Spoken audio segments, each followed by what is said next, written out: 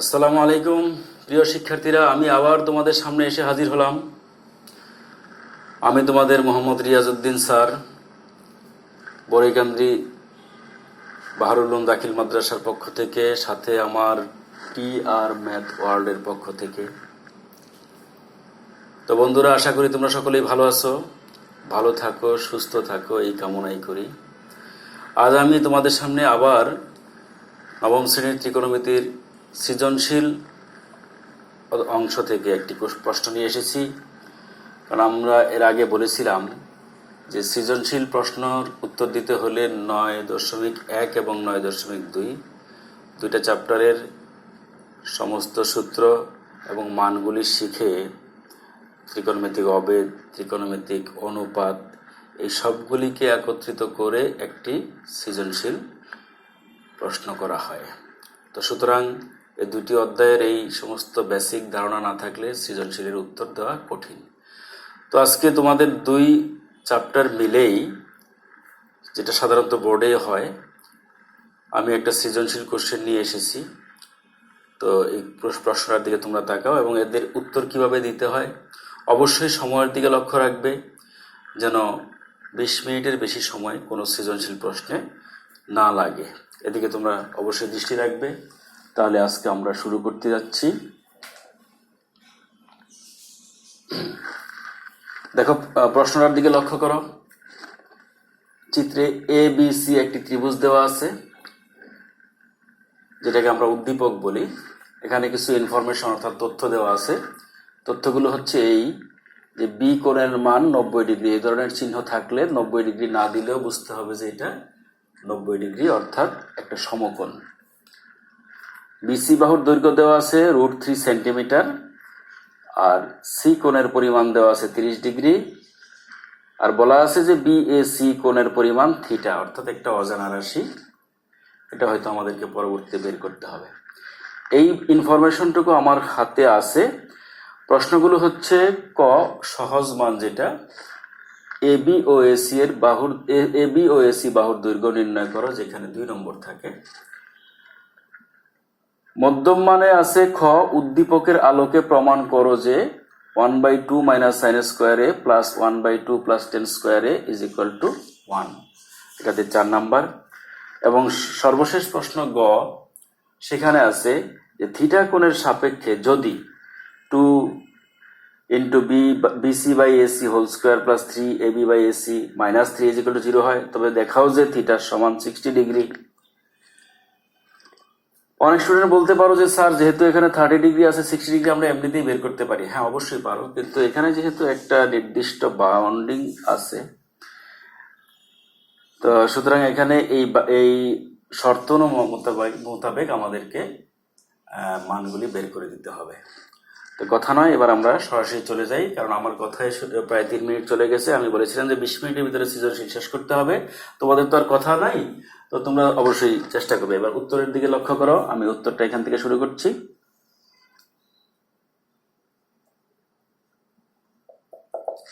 লক্ষ্য করো, প্রথমে বলেছে এবি এবং এসি বাহুর দৈর্ঘ্য নির্ণয় করো। তো আমার কাছে ইনফরমেশন আছে বিসি সমান √3 আর সি কোণের পরিমাণ 30 ডিগ্রি। সুতরাং আমি যদি এবি এর ভ্যালু বের করি, তাহলে ত্রিকোণমিতিক অনুপাতের কথা মনে আছে, লম্ব বাই ভূমি is equal two tan theta, অথবা লম্ব না বুঝলে যে বিপরীত বাহু বাই সন্নিহিত বাহু, এটাও বলতে পারো। অর্থাৎ আমরা এখানে চিত্র থেকে পাই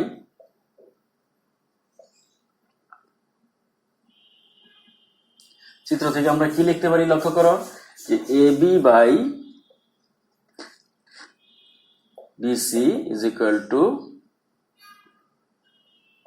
সরাসরি চলে গেলাম যেহেতু এখানে মান দেওয়া আছে tan 30 ডিগ্রি। এরপরে দেখো যে এবি এর ভ্যালু আমার জানা নেই, বিসি এর ভ্যালু জানা আছে। কি জানা আছে? √3। আর tan 30 ডিগ্রি ভ্যালু জানা আছে 1/√3। আমরা গত ক্লাসে সেটা আলোচনা করেছিলাম। তো √3 কাটা গেলে, অর্থাৎ উভয় পক্ষ থেকে যদি আমি √3 দ্বারা গুণ করি বা যাই করি না কেন, তোমরা এগুলি পারবে যে এবি এর মান পাচ্ছি আমি 1। উভয় পক্ষকে √3 দ্বারা গুণ করো বা আর গুণন করে এ বি এর ভ্যালু বের করে, যেভাবেই হোক এ বি এর মান আসবে 1। এটা আশা করি বিস্তারিত কিছু বলার দরকার নেই। আমার প্রিয় শিক্ষার্থীরা অবশ্যই এই ব্যাপারে খুবই ভালো জ্ঞান রাখে। তাহলে আমার দুইটা মান চেয়েছিল, একটা হচ্ছে এ বি আর একটা হচ্ছে তোমার এসি। তো আমি এ বির মানটা পেয়ে গেলাম। এখন বাকি আছে এসি। তো এসি হচ্ছে অতিভুজ। তো অতিভুজের সাথে ভূমির সম্পর্ক যদি করতে যাই তাহলে দুটো রাস্তা আছে। একটা হচ্ছে তোমার ভূমি বাই অতিভুজ কস থিটা, অথবা অতিভুজ বাই ভূমি সেক থিটা। তো সেক থিটার দিকে না গিয়ে তোমরা চেষ্টা করবে সাইন কস টেনের ভিতরেই সমস্যাগুলি করার। আর সেক থিটা দিয়ে যদি কেউ করতে পারো কোনো আপত্তি নেই, অবশ্যই তাকে সাধুবাদ জানাবো। যেহেতু বেশিরভাগ ছাত্রছাত্রীরাই সাইন কস টেনের মধ্যেই তাদের জ্ঞানকে সীমাবদ্ধ রাখতে চায়, এটা দোষের কিছু না, যাদের যা সামর্থ্য সেটাই করবে। তো সেই হিসাবে আমি যদি লিখি যে আবার BC by AC is equal to, অর্থাৎ এই সন্নিহিত বাহু বাই অতিভুজ, এটাকে আমরা লিখতে পারি কস থিটা, অর্থাৎ কস 30 ডিগ্রি। যেখানে আমি বিসি এর ভ্যালু জানা আছে √3, এসি এর ভ্যালু আমার জানা নাই, এটা বের করতে হবে। কস 30 ডিগ্রি ভ্যালু তোমরা সবাই জানো √3/2। তো বন্ধুরা, আমার এটা যেহেতু রেকর্ড করা ক্লাস, তোমরা অবশ্যই টেনে দেখতে পারবে। আমি একটু ওপর থেকে মুছে ফেলছি।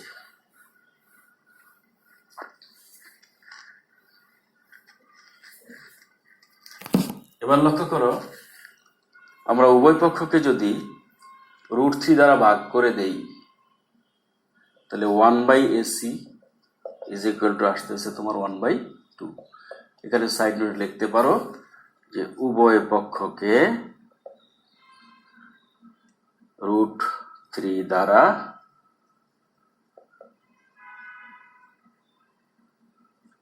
ভাগ করে, এবার আর গুণ করে দিলে পাবে এসি সমান 2। অর্থাৎ আমাদের কয়ে যে দুটো মান চেয়েছিল এ বি এবং এসি, দুটো মান আমরা অতি সহজেই পেয়ে গেলাম। এখানে তোমরা ইচ্ছা করলে বসিয়ে নিতে পারো, তাহলে পরবর্তী অঙ্কগুলো করতে সুবিধা হবে। অ্যান্সারে তোমরা কি লিখবে? এ বি সমান কি পেয়েছিলাম? 1 সেন্টিমিটার। কেন সেন্টিমিটার? যেহেতু এখানে বিসি এর ভ্যালুটা সেন্টিমিটার, অর্থাৎ একটা এককে দেওয়া আছে, সেই জন্য। এসি হচ্ছে 2 সেন্টিমিটার। তাহলে এইভাবে ক নম্বরের উত্তরকে আমরা শেষ করব। এবার আসো খতে। আমি একটু সময় নিচ্ছি যাতে আমার প্রিয় শিক্ষার্থীরা সহজে এটাকে বোধগম্য হয়। আর তোমাদের তো এই প্রয়োজন পড়বে না, অবশ্যই তোমরা সময়ের দিকে লক্ষ্য রাখবে। 20 মিনিটের মধ্যে যেন অবশ্যই সৃজনশীল কোশ্চেনটা শেষ হয়। তাহলে আমি মুছে দিচ্ছি। এখন খ নম্বর প্রশ্নে চলে যাব। আমাদের ক এখান থেকে অমিট করে দিচ্ছি। খ নম্বর প্রশ্নে আছে, উদ্দীপকের আলোকে প্রমাণ করো যে 1/2 sin স্কোয়ারে 1/2 প্লাস tan স্কোয়ারে is equal two -1। Sorry, 1/2 minus sin স্কোয়ারে plus 1/2 plus tan square is equal two 1। এখানে আমাকে উদ্দীপক থেকে তাহলে বের করতে হবে কি? এর ভ্যালুটা বের করতে হবে। এর ভ্যালুটা বের করতে হলে আমি যে কোনো সাইন কস টেন যে কোনো একজনের সাহায্য নিতে পারি। মনে করো এই কোণটার সাপেক্ষে বিসি হচ্ছে বিপরীত বাহু আর এবি হচ্ছে সন্নিহিত বাহু, অর্থাৎ এটাকে লম্ব, এটাকে ভূমি। যদি আমরা উল্টিয়ে ধরি, মাল্টিমিডিয়া ক্লাসে হলে হয়তো ত্রিভুজটাকে উল্টিয়ে দেখানো যেত। মনে মনে ধরে নাও যে এটা হলো লম্ব, এটা ভূমি। তো সেই ক্ষেত্রে আমি কি লিখতে পারি? খ নম্বরের প্রশ্নের মধ্যে লিখব যে চিত্র থেকে আমি এই কথাটা লিখতে পারি যে বিসি বাই এসি। আচ্ছা, এটা আগে না, আগে লিখবো আমরা, যেহেতু BC by AB is equal to কি হয়? tan থিটা, অর্থাৎ tan এ। তাহলে সেই ক্ষেত্রে আমি এ কোণের সাপেক্ষে, এখানে প্রশ্ন হতে পারে যে tan কেন নেব? তোমার ইচ্ছা। আমার কাছে যেহেতু এখানে সবগুলি বাহুর দৈর্ঘ্য জানা আছে, আমি টেন নিতে পারি, সাইন নিতে পারি, কস নিতে পারি। যে যেটা দিয়ে স্বাচ্ছন্দ্য বোধ করবে সেটাই নিবে। আমরা টেন কি ব্যবহার করছি এখানে? টেন ইজ ইকুয়াল টু আমরা জানি যে বিসি ডিভাইডেড বাই এবি, অর্থাৎ আমার তো এর ভ্যালু দরকার। তো বিসি, যেখানে বিসি এর ভ্যালুটা জানা আছে √3, এবি হচ্ছে 1, অর্থাৎ √3। √3 ভ্যালু আমাদের জানা আছে tan 60 ডিগ্রি। এটা আরেকটা লাইনেও লিখতে পারো, এখানেও লিখতে পারো। তো দুই পাশ থেকে tan কে বাদ দিলে এ সমান আসতেছে তোমার 60 ডিগ্রি। আমরা এর ভ্যালুটা আগে বের করে নিব, যেহেতু আমাদের ফতে এ আছে। তাহলে এবার আসো আমরা ক্ষয়ের যে উদ্দীপক, এখানে দুইটা অংশ, একটা বাম পাশে একটা ডান পাশে। তো আমরা বাম পাশ থেকে আমরা এই অংশটা মুছে ফেলি, যেহেতু এর ভ্যালু আমরা পেয়ে গেছি। বন্ধুরা, এটা তোমরা পরে উঠিয়ে দিবে। আর একটা কথা অবশ্যই মনে রাখবে, আমি যখন ম্যাথ অঙ্ক করি, সমস্যাগুলি সমাধান করার সময় তোমরা অবশ্যই লিখবে না, আগে দেখবে, বুঝবে। যেহেতু এটা এখানে তোমার থাকতেছে রেকর্ড অবস্থায়, তোমরা পরবর্তীতে চিন্তা করে নিজেরাই দেখবে যে এটা লিখতে পারবে। সুতরাং আমি বোঝানোর সময় কেউ লেখার চেষ্টা করবে না, তাহলে বুঝতে সমস্যা হবে। তাহলে আমি এর ভ্যালু আগে পেয়ে গেছি। সুতরাং এই অংশটা, ক্ষয়ের যে অংশটা ছিল, সেই ক্ষয়ের অংশের লেফট সাইড দেখো কি আছে, 1/2 মাইনাস সাইন স্কোয়ার এ প্লাস 1/2 প্লাস tan স্কোয়ার। এর ভ্যালু আমাদের জানা আছে, কিছুক্ষণ আগে তোমরা দেখেছো, বের করেছি। এই মানটা আমি বসিয়ে দেব। কত ছিল? 60 ডিগ্রি।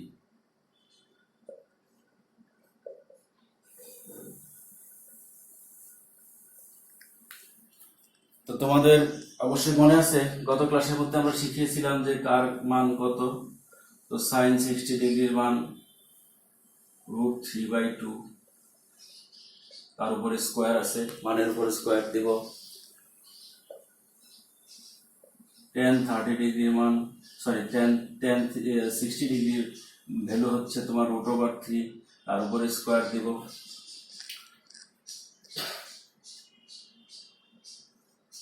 টু মাইনাস √3 এর উপরে স্কোয়ার থাকলে আমরা জানি যে রুট চলে যায়, শুধু 3 থাকে। আর 2 এর উপরে যেহেতু রুট নেই, 2 এর উপরে স্কোয়ার থাকলে 4 হবে, দ্যাট ইজ 3/4। 2 প্লাস এখানেও রুট চলে গিয়ে শুধু 3 বসবে। একটু দেখে নাও। তাহলে এই অংশে আমরা কি করলাম? শুধু মান বসালাম। এবার আমরা এটাকে সরল করব।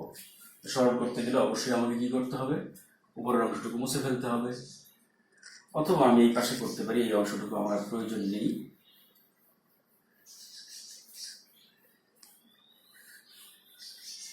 লক্ষ্য করে দেখো, এই অংশটুকুতে 1/, লসাগু করলে 4, 4, যেহেতু এখানে এটা ভগ্নাংশ নেই, সরাসরি গুণ 8। এসব তোমরা অনেক আগেই শিখেছো। এগুলি নিয়ে যদি আলোচনা করি, অনেক স্টুডেন্টই বিব্রত বোধ করে।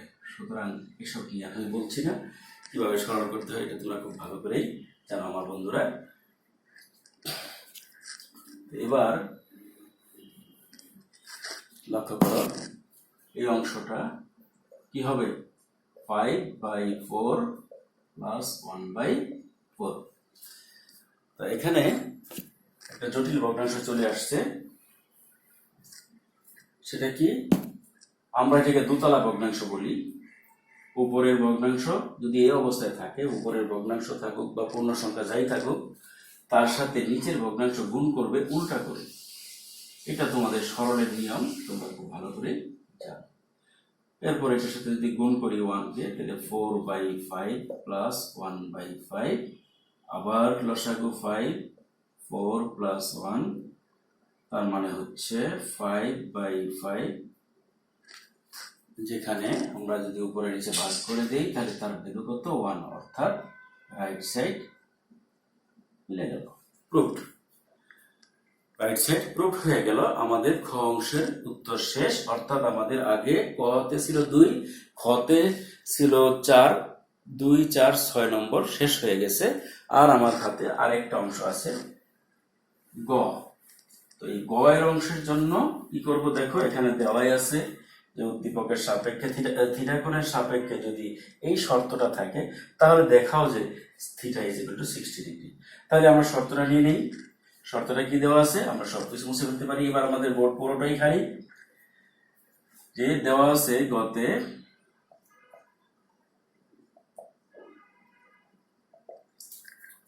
Two BC by AC whole square plus 3ab by AC minus 3 is equal to 0। আর এখানে যেহেতু থিটা কোণের সাপেক্ষে বলেছে, থিটার সাপেক্ষে এর সাপেক্ষে নয়, তো বিসি বাই এসি, বিসি কোথায়, বিসি বাই এসি অর্থাৎ থিটা এর সাপেক্ষে এটা বিপরীত বাহু, এটা হলো অতিভুজ অর্থাৎ লম্ব বাই অতিভুজের শর্ত। তাহলে লম্ব বাই অতিভুজ মানে হচ্ছে সাইন থিটা। আর স্কোয়ার কখনো থিটার উপরে হয় না, এটা তোমরা আগেই জেনেছো। এটা সাইনের উপরে, কসের উপরে, টেনের উপরে হয়। Plus 3ab by AC, AB এই কোণের সাপেক্ষে এবি হচ্ছে সন্নিহিত বাহু, দ্যাট ইজ ভূমি, আর এসি তো অতিভুজ, অর্থাৎ ভূমি বাই অতিভুজ হচ্ছে তোমার cos theta minus 3 is equal to 0। তাহলে আমাদের সমীকরণের অবস্থাটা কি দাঁড়ালো, যে অবস্থায় ছিল সেই অবস্থায় এখন আর নেই, এখন একটা স্বাভাবিক সমীকরণে চলে এসেছে।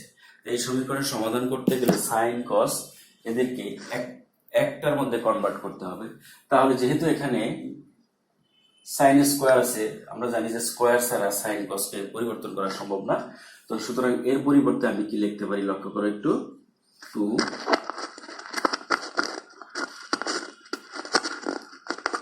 1 minus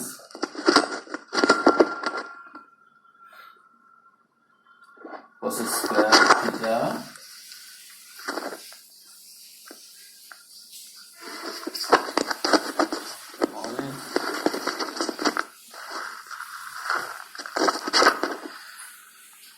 plus 3 cos theta minus 3 is equal to 0।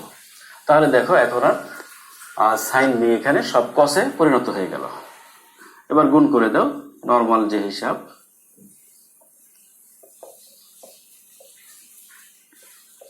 cos theta minus 3 is equal to 0। আমরা যদি একটু 2 এর সাথে 3 কে যোগ করে নেই তাহলে এখানে আসতেছে minus 2 cos square theta 3 cos theta minus 1 is equal to 0। হিসাব করলে এরকম অবস্থায় আসে, কিন্তু এখন উৎপাদক যখন করব তো সামনে চলে আসছে মাইনাস, তো ইচ্ছা করলে এই মাইনাস দিয়ে অনেকে উৎপাদক করে ফেলে।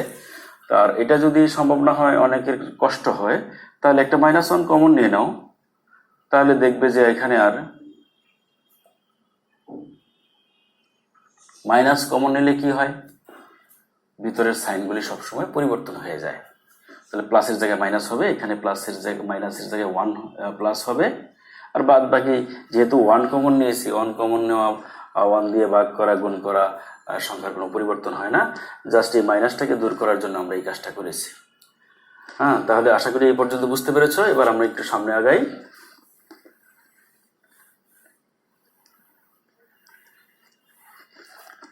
লক্ষ্য করে দেখো, এই -1 যদি 0 নিচে চলে যায়, অর্থাৎ এখানে যেহেতু ইনটু অর্থাৎ গুণ আছে, ওই পাশে গেলে ভাগ হবে, তাহলে 0 নিচে চলে গেলে আমার হাতে থাকতেছে তোমার 2 cos square theta minus 3 cos theta plus 1 is equal to 0। বা উৎপাদকে বিশ্লেষণ তোমরা সবাই পারো।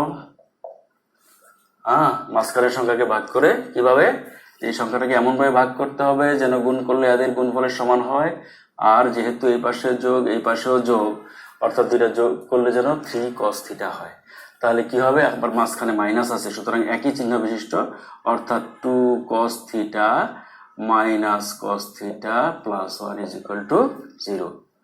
অর্থাৎ এখানে আমি যদি একটা 2 কস থিটা এবার কমন নেই, তাহলে থাকতেছে কি কস থিটা মাইনাস 1। এখান থেকে কিছুই কমন যায় না, কিছুই কমন না গেলে একটা 1 কমন নেওয়া যায়। কস থিটা যেহেতু সামনে মাইনাস আছে, এটা মাইনাসে প্লাসে মাইনাস হয়ে যাবে, এই ধরনের অবস্থায় আসবে। এবার দেখো দুইটা উৎপাদক আমরা এখানে পেয়ে গেছি। তার মধ্যে একটি উৎপাদক হচ্ছে তোমার কস থিটা মাইনাস 1, আরেকটি উৎপাদক হচ্ছে 2 কস থিটা মাইনাস 1। অর্থাৎ এই দুইটা চলে গেলে এখানে 2 কস থিটা, এখানে মাইনাস 1, দুটোকে নিয়ে আরেকটি উৎপাদক।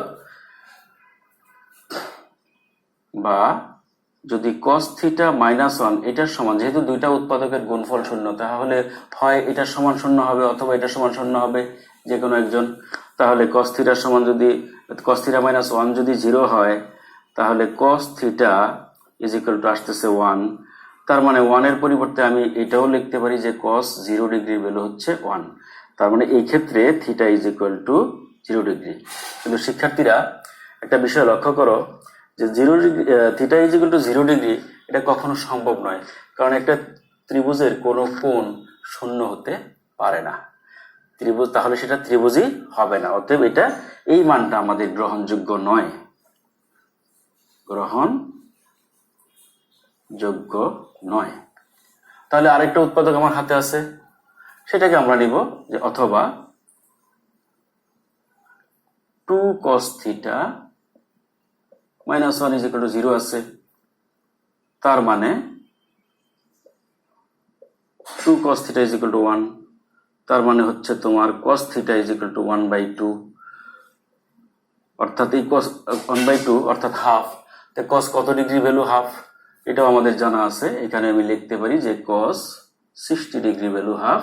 তার মানে কি আসলো এখানে, theta is equal two 60 degree, যেটা আমাদেরকে প্রমাণ করতে বলেছিল বা দেখাতে বলেছিল, সেই অংশটা আমাদের দেখানো হয়ে গেছে। তো শিক্ষার্থী বন্ধুরা, আশা করি সৃজনশীল প্রশ্নটা আমি চেষ্টা করেছি 20 মিনিটের ভিতরে। আমি প্রথমে 3 মিনিট কথা বলেছি, শেষের দিক দিয়ে কথা বলছি, এই জন্য 22 মিনিটের মতো চলে গেছে। তো তোমরা অবশ্যই বারবার প্র্যাকটিস করলে এই ধরনের একটা সমস্যার সমাধান করতে তোমাদের 20 মিনিট লাগবে না ইনশাআল্লাহ। তোমরা কি বলে 12, 13 বা 15 মিনিটের ভিতরেই ইনশাআল্লাহ শেষ করে ফেলতে পারবে। তাহলে অন্য প্রশ্নের ভিতরে সময় বেশি দিতে পারবে। তো এভাবে সৃজনশীল কোশ্চেনগুলো সমাধান করতে হয়। তার আগে মনে রাখবে, অবশ্যই আমার যে প্রথম 3টি ক্লাস ছিল, যেখানে ত্রিকোণমিতিক অনুপাত শিখিয়েছিলাম, ত্রিকোণমিতিক অবেদ আর নির্দিষ্ট কোণের ত্রিকোণমিতিক অনুপাত বা মান, এই অংশগুলা কিন্তু অবশ্যই বারবার দেখবে। এবং এটা পাওটি আর ম্যাথ ওয়ার্ল্ড, ওখানে গেলে দেখবে ওই ক্লাসগুলি সেখানে সাজানো আছে। তো তোমরা তোমাদের প্রয়োজনীয় ক্লাসগুলো সেখান থেকে দেখে নেবে। আর ভালো লাগলে অবশ্যই সাবস্ক্রাইব করবে, যাতে তোমাদের অন্যান্য বন্ধুরা এই জিনিসগুলো সাবস্ক্রাইবের মাধ্যমে, মানে প্রচার প্রসারের মাধ্যমে তাদের হাতে যেন পৌঁছে যায়। তো আজকে এই পর্যন্তই। আল্লাহ হাফেজ।